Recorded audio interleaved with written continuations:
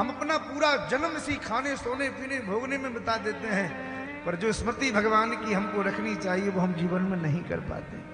परीक्षित तुम बड़े भाग्यशाली हो जो तुम्हारे मन में भगवान के प्रति ये भाव प्रकट तो हुआ कि मरने वाले को क्या करना चाहिए।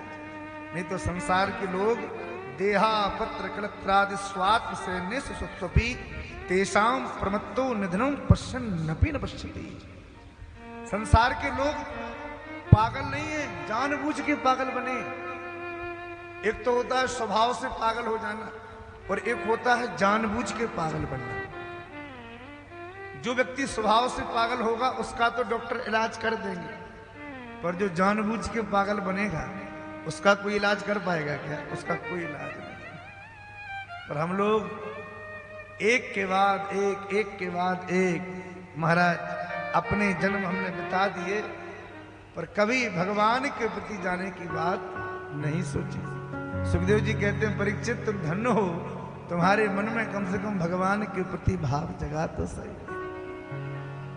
हजारों जन्म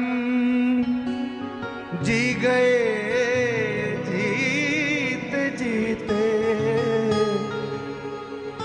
हजारों जन्म जी गए जीते जीते, भजो राम सीते भजो राम